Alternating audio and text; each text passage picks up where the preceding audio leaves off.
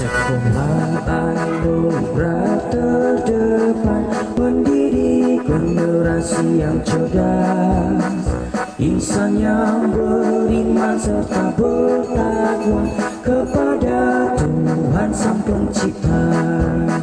Sekolah anugerah terdepan, bersatu melayani bersama, membangun insan mandiri berprestasi, raihlah masa depan gemilang.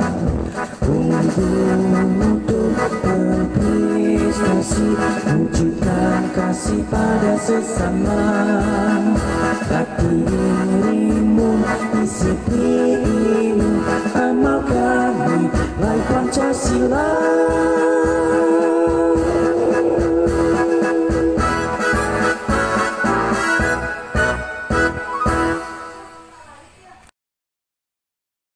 Halo, good morning student. How are you today? Tetap semangat belajar pada hari ini. Dan sekali lagi jangan pernah bosan-bosan untuk senantiasa belajar ya. Tetap semangat. Oke, kita akan melanjutkan materi kita pada hari ini selanjutnya. Dan kita akan mengawali dengan berdoa. Mari kita ambil sikap untuk berdoa. 1, 2, 3. Terima kasih Tuhan untuk hari ini. Apapun yang kami pelajari pada hari ini, dari awal, pertengahan hingga akhir, Tuhan berkati kami dan berkati juga kedua orang tua kami, supaya kedua orang tua kami tetap terus sehat dalam bekerja mereka Tuhan. Dan berkati juga buat guru-guru kami dan sekolah juga Tuhan, supaya dapat proses belajar dapat berjalan dengan baik. Terima kasih Tuhan, beri kami hikmat dan kecerdasan. Di dalam nama Tuhan Yesus, haleluya. Amin. Oke, kita lanjutkan di materi yang ke bab ketiga, perumusan dan pengesahan UUD Negara Republik Indonesia tahun 1945.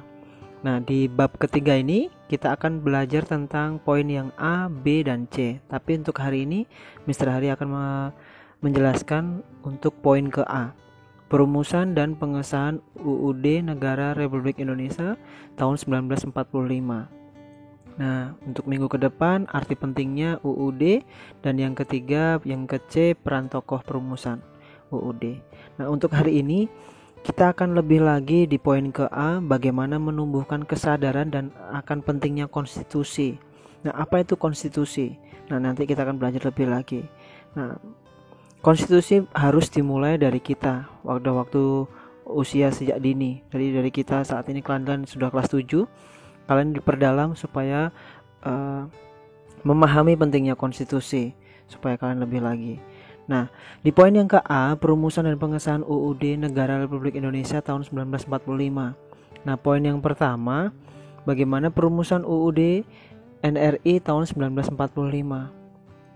Konstitusi dalam bahasa Inggris adalah konstitusi, dalam bahasa Belandanya konstitusi, dalam bahasa Jermannya konstitusi. Ada banyak di mana pengertiannya pakai ejaan ya. Jadi ini aja pengertiannya. Dan dalam bahasa Latinnya konstitusi. Sebenarnya ada di mana di halaman ke-64. Kalau di bahasa Inggrisnya constitution, kalau dalam bahasa Belandanya constitutie. Kalau dalam bahasa Jermannya Constitution, kalau dalam bahasa Latinnya Constitutio. Nah, ini aja pengertiannya, di mana kita harus tahu itu bagian dari dalam bahasa Inggris, Belanda, Jerman, dan bahasa Latin. Nah, kalian perlu mempelajari lebih lagi tentang negara Indonesia ini menganut paham konstitusionalisme sebagaimana ditegaskan dalam pasal 1 ayat yang kedua UUD NRI tahun 1945 yang berbunyi, kedaulatan berada di tangan rakyat dan dilaksanakan menurut Undang-Undang Dasar.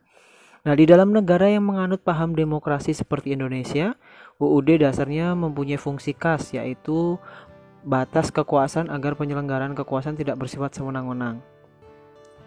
Nah, di mana konstitusi adalah hukum dasar yang dijadikan pegangan dalam penyelenggaraan pemerintahan negara. Nah, oleh karena itu, menurut Jim Lee Didier tahun 2008, konstitusi bukan undang-undang biasa. Nah, konstitusi ini tidak ditetapkan oleh lembaga legislatif, tetapi oleh badan khusus dan lebih tinggi ditempatkannya. Dalam hierarki hukum, konstitusi merupakan hukum yang tinggi dan fundamental, yaitu yang sifatnya sehingga peraturan di bawahnya tidak boleh bertentangan dengan UUD. Jadi di mana konstitusi sistem peraturannya itu di bawahnya tidak boleh bertentangan dengan undang-undang. Jadi ada aturan mainnya. Jadi nggak asal membuat konstitusi di mana aturan-aturan yang tanpa melanggar undang-undang. Semuanya punya aturannya. Jadi nggak boleh asal-asalan. Nah, merujuk pada buku konstitusi karangan Jimli Ashide harus bahwa naskah UUD pertama kali dipersiapkan oleh BPUPKI. Nah, kalian di semester pertama di bab pertama dan kedua membahas tentang BPUPKI, Badan Persiapan Usaha Persiapan Kemerdekaan Indonesia. Nah, hal ini dilakukan pada masa sidang kedua tanggal 10 Juli sampai dengan 17 Juli 1945, di mana Badan Panitia Usaha Persiapan Kemerdekaan Indonesia itu membahas teknis tentang bentuk negara dan pemerintahan baru yang akan dibentuk. Nah, BPUPKI atau panitia yang akhirnya mulai, singkat cerita, di mana ada panitia kecil perancang UUD pada tanggal 13 Juli 1945 berhasil membahas beberapa hal yang menyepakati antara lain ketentuan tentang lambang negara, negara kesatuan, sebutan majelis MPR, Majelis Permusyawaratan Rakyat, dan membentuk panitia penghalus bahasa yang terdiri dari Caca Diningrat, Salim, dan Supomo. Nah, ada beberapa orang di mana ada membahas tentang lembaga negara yang kita kenal dengan Garuda Pancasila atau Negara Kesatuan yang kita kenal dengan Republik Indonesia, dan berbagai banyak hal tentang tuturan bahasa.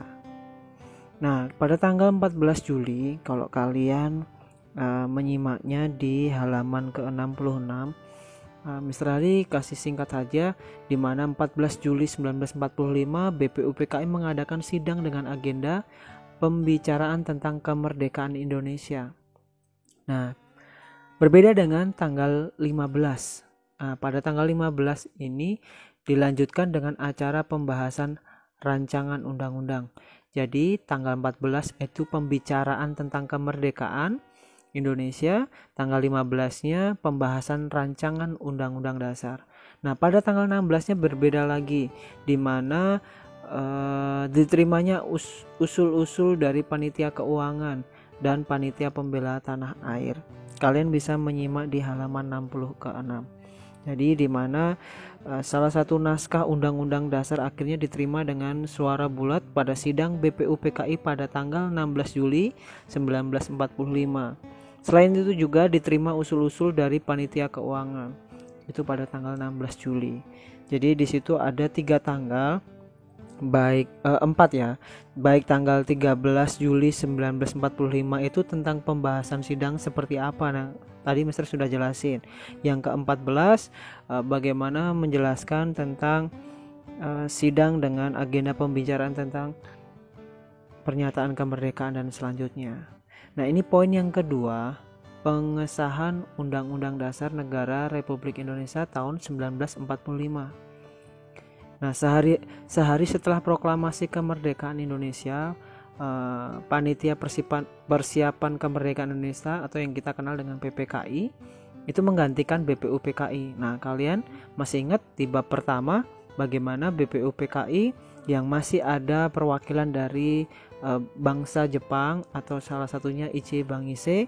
Nah, supaya tidak ada orang Jepang di situ, akhirnya Indonesia membentuk PPKI, Persiapan Kemerdekaan Indonesia, yaitu pada tanggal 18 Agustus 1945.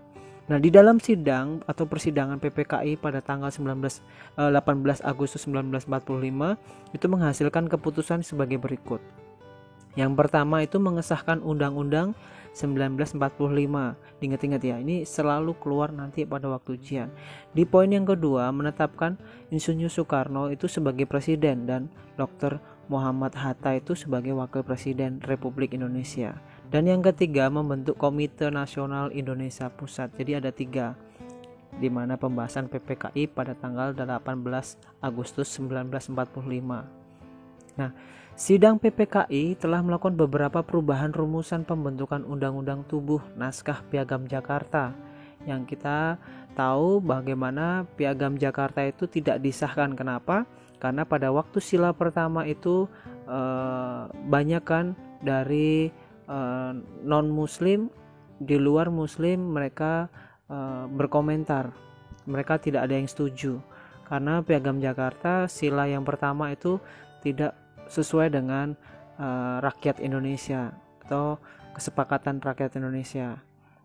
Nah, dan rancangan batang undang-undang hasil sidang kedua sebagai berikut. Yang pertama, kata mukadimah diganti dengan kata pembukaan yang kita kenal sampai sekarang ini. Makanya kalau ada waktu upacara selalu dikatakan pembukaan. Nah, itu bagian dari yang sudah ada perubahan.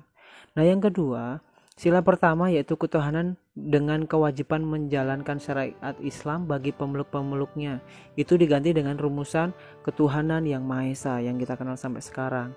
Jadi mencakup seluruh Indonesia.